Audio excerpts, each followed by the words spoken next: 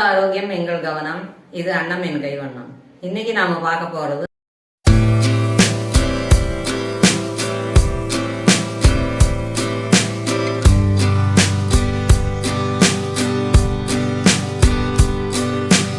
Lemon போகா, எலுமிச்சை அவல்.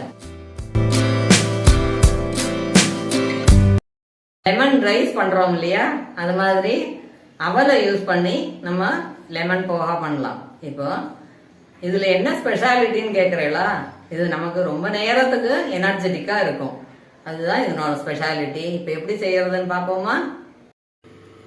1 கப் கெட்டி அவல், 2 எலுமிச்சம்பழம், இந்த சாறு எடுத்து வச்சுக்கணும், 2 வரமிளகா, கொஞ்சம் கருவேப்பிலை, 1 ஸ்பூன் இஞ்சி துண்டுகள், 2 லெமனையும் ஜூஸ் புழிஞ்சு வச்சிருக்கேன், 1 கேரட்டை இந்த மாதிரி நீள் வாக்கில் நறுக்கி வச்சிருக்கேன், 1 பிஞ்சு சால்ட்டை போட்டு இந்த லெமன் ஜூஸு ஒரு 1/2 ஸ்பூன் ஊற்றி நல்லா கலரி விடணும்.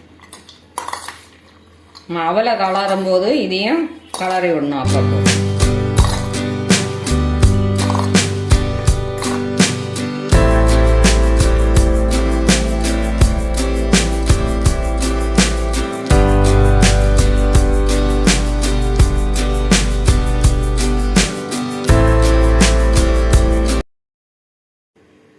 ரெண்டு ஸ்பூன் நல்லெண்ணெய், 1 ஸ்பூன் கடுகு,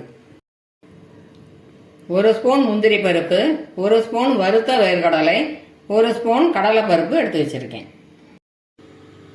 இந்த அவலை இந்த மாதிரி ஒரு வடிகட்டியில் போட்டுக்கணும். இந்த மாதிரி வடிகட்டி இல்லாட்டாலும் நம்ம ஜல்லடை வச்சுட்டு போக முடியா, அதில் கூட போட்டுக்கலாம். அதை நல்லா பரப்பி விட்டுன்ட்டு இது நிறைய தண்ணி விட்டு நல்லா கழுவிக்கணும்.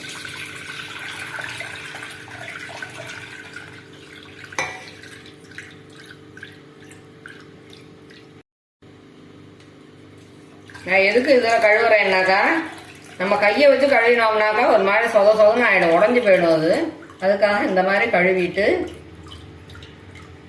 நல்லா தண்ணியை வடிச்சுக்கலாம்.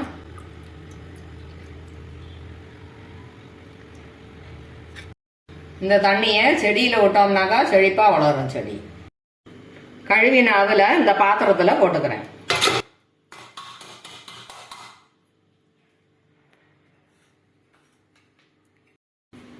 இதை ஊற வைக்கும் போது இதுக்கு டபுள் ஆகிடும். அதுக்கு தகுந்த மாதிரி உப்பு போட்டுக்கணும். ஆனால் அவளுக்கு ரொம்ப உப்பு சேர்க்க தேவையில்லை. 1 ஸ்பூன் மஞ்சத்தூள் போடுறேன். 1/2 டம்ளர் தண்ணி விட்டு நல்லா கலரி வைக்கணும். இதை 1.5 மணி நேரத்துக்கு நம்ம ஊற விடணும். அப்பப்போ இந்த மாதிரி கலரி கொடுக்கணும். 10 நிமிஷத்துக்கு ஒரு வாட்டி நம்ம கலரி கொடுத்தோம்னாக்கா இந்த ஊறிண்டு நல்லா இருக்கும்.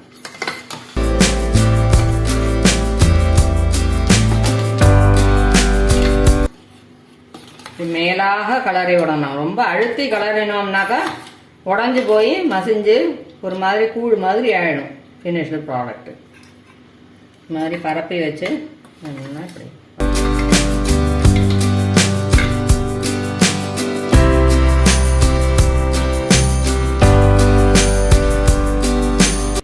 இப்போ மூடி வச்சு விடுவோம். 10 நிமிஷம் கழித்து திருப்பியும் கலரணும்.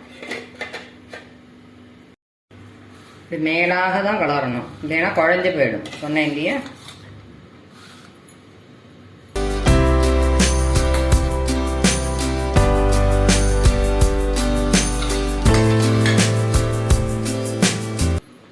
அதே மாதிரி இப்படி சேர்த்து வச்சு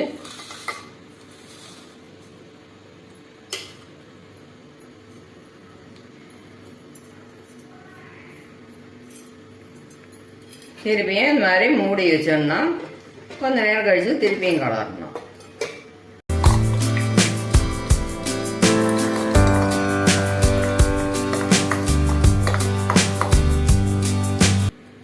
தண்ணி உரிய இந்த மாதிரி பொலன்னு வரும். உடச்சு இந்த மாதிரி விட்டுக்கணும் கலரி விடும்போது.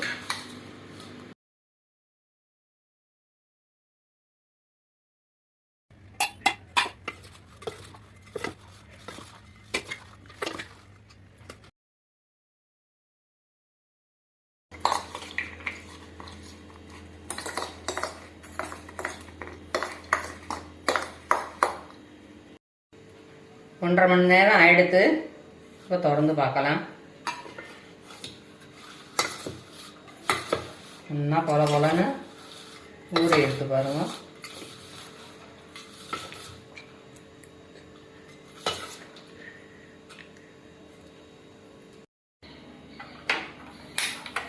தாளித்து வச்சுக்கலாம். பானாலி அடுப்பில் வச்சு சின்னதாக வச்சுட்டு நல்லெண்ணெய் விட்டுக்கிறேன்.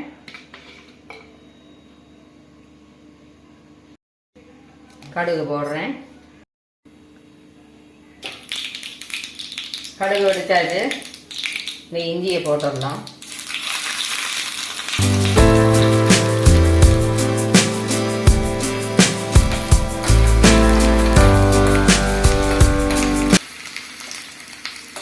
முந்திரி பருப்பை போட்டுடலாம்.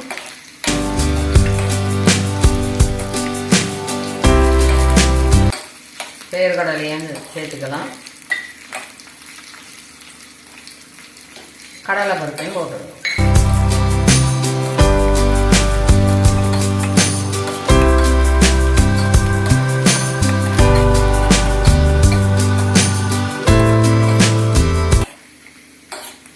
முந்திரி பருப்பு கடலை இதெல்லாமே நம்ம ஆப்ஷனல் தான். வேணும்னா போட்டுக்கலாம், இல்லைன்னா வேண்டாம். இல்லையே ஏதாவது ஒன்று போட்டுக்கலாம். அந்த மாதிரி கூட பண்ணலாம். நம்ம இமேஜினேஷன் தான் எல்லாமே.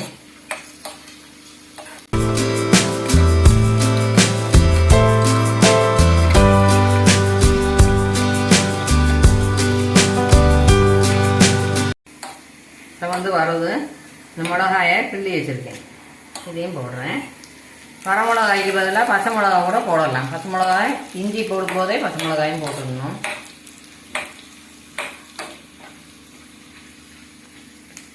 கருவேப்பிலை போட்டுக்கலாம். ஆஃப் பண்ணிடலாம் அடுப்பை.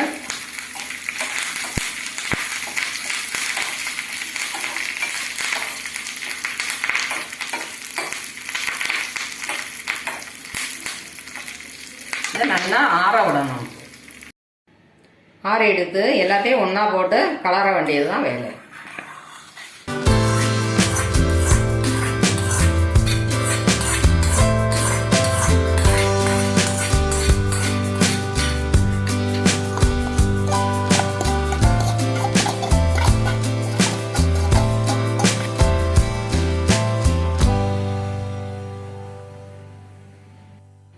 இப்போ தரோவா கலரணும்.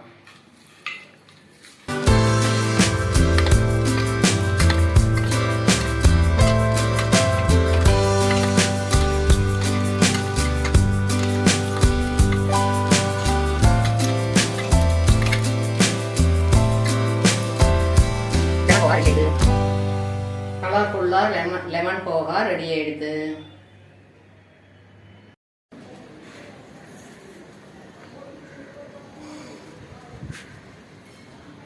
அவல் கழுவின தண்ணியை இந்த கருவேப்பிலையில் விட போகிறேன். இப்படி விட்டு வளர்க்கும் போது நம்ம அரிசி கழுவின தண்ணி, அவல் கழுவின தண்ணி இதெல்லாம் நம்ம விடும்போது கருவேப்பிலை ரொம்ப வாசனையாக இருக்கும். நல்லா செழிப்பாக வளரவும் செய்யும்.